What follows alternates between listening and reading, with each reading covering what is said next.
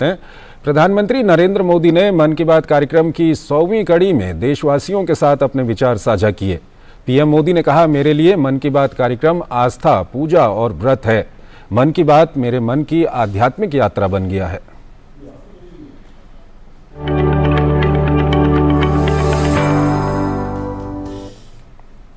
प्रसारण की दुनिया में 30 अप्रैल 2023 एक ऐतिहासिक दिन है।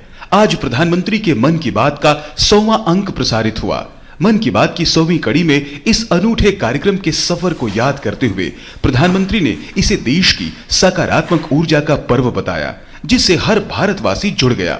हम सब ने मिलकर विजयादशमी के दिन मन की बात की यात्रा शुरू की थी। विजयादशमी यानी बुराई पर अच्छाई की जीत का पर्व। मन की बात भी देशवासियों की अच्छाइयों का, सकारात्मकता का एक अनोखा पर्व बन गया है। एक ऐसा पर्व जो हर महीने आता है, जिसका इंतजार हम सभी को होता है।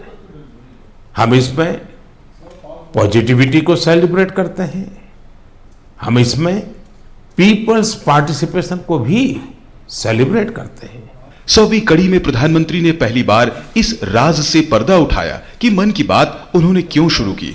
उन्होंने कहा कि 2014 में प्रधानमंत्री पद संभालने के बाद जब गुजरात से वे दिल्ली आए, इस पद से जुड़ी जिम्मेदारियों और सुरक्षा प्रोटोकॉल के कारण वे आम लोगों से आसानी से नहीं मिल पाते थे और यह उन्हें बहुत खल रहा था।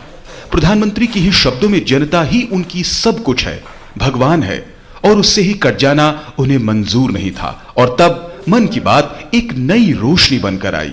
मुझे याद है, जब मैं गुजरात का मुख्यमंत्री था तो वहां सामान्य जन से मिलना जुलना स्वाभाविक रूप से हो ही जाता था। मुख्यमंत्री का कामकाज और कार्यकाल ऐसा ही होता है, मिलने जुलने के अवसर बहुत मिलते रहते हैं। लेकिन 2014 में दिल्ली आने के बाद मैंने पाया कि यहाँ का जीवन तो बहुत ही अलग है। काम का स्वरूप अलग, दायित्व अलग, स्थितियां परिस्थितियों के बंधन, सुरक्षा का तामझाम, समय की सीमा। शुरुआती दिनों में कुछ अलग महसूस करता था, खाली खाली सा महसूस करता था। 50 साल पहले मैंने अपना घर इसलिए नहीं छोड़ा था कि एक दिन अपने ही देश के लोगों से संपर्क ही मुश्किल हो जाएगा। जो देशवासी मेरा सब कुछ है, मैं उनसे ही कट करके जी नहीं सकता था। मन की बात ने मुझे इस चुनौती का समाधान दिया, सामान्य मानवी से जुड़ने का रास्ता दिया। प्रधानमंत्री ने कहा कि जैसे जैसे मन की बात का सफर आगे बढ़ता गया, वह एक जन आंदोलन बनता गया। फिर चाहे बेटी बचाओ बेटी पढ़ाओ का आह्वान हो, या सेल्फी विद डॉटर, स्वच्छता अभियान हो, या पर्यटन स्थलों को अपनाने की बात, या फिर खादी और स्वदेशी वस्तुओं के प्रति पुनर्जागरण, मन की बात से निकले आह्वान को जनता ने हाथों हाथ लिया। कई बार यकीन नहीं होता कि मन की बात को इतने महीने और इतने साल गुजर गए। हर एपिसोड अपने आप में खास रहा।